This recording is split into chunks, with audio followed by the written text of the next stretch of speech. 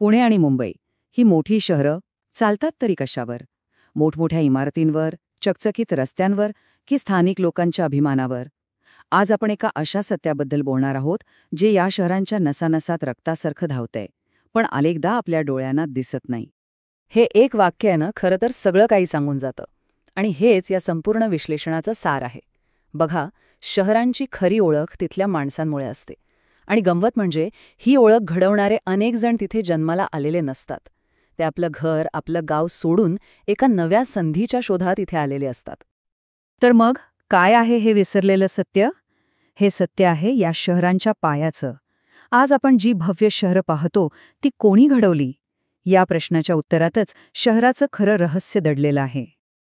ही शहरं काही फक्त इथल्या मूळ लोकांनी नाही उभी केली, नाही. विचार करा, देशभरातून आलेले कामगार, हुशार इंजिनियर्स, IT मधले तज्ज्ञ, धाडसी व्यापारी आणि लहान मोठे उद्योजक ह्या सगळ्यांनी मिळून ह्या मातीच्या गोळ्याला आकार दिलाय. त्यांनी आपलं ज्ञान, कष्ट आणि स्वप्न इथे गुंतवली आणि या शहरांना एक इकॉनॉमिक इंजिन बनवलं. म्हणजे काय? तर एक अशी जागा जी न थांबता संधी आणि संपत्ती निर्माण करत राहते. आणि इथूनच आपण आपल्या सगळ्यात महत्त्वाच्या मुद्द्याकडे येतो. बाहेरून आलेले लोक शहराच्या अर्थव्यवस्थेचं इंजिन कसे काय बनतात? आणि त्यांच्याशिवाय हे इंजिन चालू तरी शकेल का? हा सूर आपण नेहमी ऐकतो, नाही का?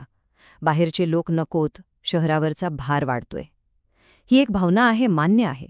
पण या भावनेच्या पलीकडे एक थंड, स्पष्ट आर्थिक वास्तव आहे, जे आपण अनेकदा सोयीस्करपणे विसरून जातो. जरा हे गणित बघा. समजा बाहेरून लोक आलेच नसते, तर शहरात घरं विकत घ्यायला किंवा भाड्याने राहायला कोणी असतं का? मागणीच नसती, तर एखाद्याच्या फ्लॅटला 25 लाख तर सोडाच, 5 लाखांचा भावही मिळाला नसता. ही जी मागणी वाढते ना, तीच शहरातल्या मालमत्तेला किंमत देते. एक क्षण फक्त विचार करा, जर हे लाखो लोक शहरात नसते, तर चित्र काय असतं? दुकानं ग्राहकांविना ओस पडली असती, हॉटेल्स रिकामी असती, पेट्रोल पंप, सलून, किराणा दुकानं हे सगळे व्यवसाय अक्षरशः ठप्प झाले असते. थोडक्यात सांगायचं तर शहराची अर्थव्यवस्थाच अर्थमेली झाली असती. हे लोक शहरावर ओझं तर अजिबात नाहीत. उलटं ते येतात, कायदेशीर मार्गाने राहतात, टॅक्स भरतात, घरभाडं देतात, वस्तू खरेदी करतात आणि सगळ्यात महत्त्वाचं म्हणजे पैशाचा प्रवाह जिवंत ठेवतात.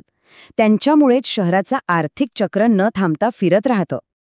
मग जर आर्थिक गणित इतकं सरळसूट आहे, तर मग अडचण नेमकी कुठे आहे?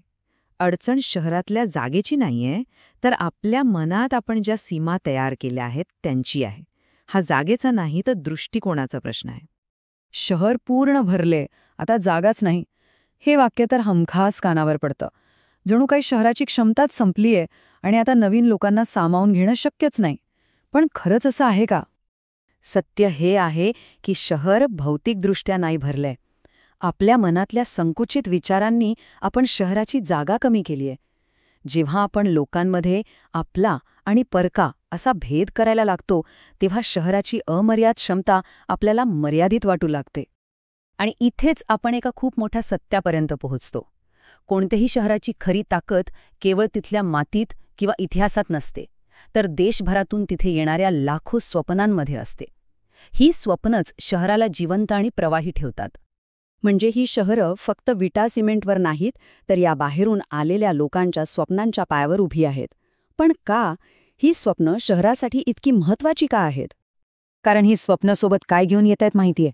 धोका पत्करण्याची तयारी, काहीतरी करून दाखवण्याची जिद्द आणि आयुष्य पणाला लावून यशस्वी होण्याची हिंमत. हे गुण म्हणजे शहराची खरी संपत्ती आहे. ही अशी संपत्ती आहे जी रुपयांमध्ये मोजता येत नाही, पण शहराच्या विकासासाठी सर्वात मौल्यवान ठरते. चला, आता या सगळ्या चर्चेचा सार काय ते एका अंतिम विचाराने समजून घेऊया. यातून आपण काय शिकलो? हे वाक्य खूप महत्त्वाचं आहे आणि कायम लक्षात ठेवण्यासारखं आहे. शहरं लोकांना महान बनवत नाहीत, तर लोक आपल्या कर्तृत्वाने शहरांना महान बनवतात. त्यांच्या पावलांनी, त्यांच्या धडपडींनी आणि त्यांच्या आशांनी शहराला ओळख मिळते. आणि म्हणूनच हे विसरून चालणार नाही. आपली शहरं बाहेरून आलेल्या लोकांच्या श्वासावर चालतात. ते नसतील तर काय उरेल? फक्त रिकामी घरं, बंद दुकानं आणि एक थांबलेली निष्प्राण अर्थव्यवस्था.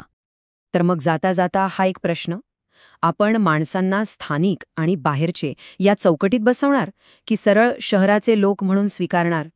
कारण शेवटी शहराला आपलं बनवणारे आपण सगळेच असतो, नाही का? यावर नक्की विचार करा.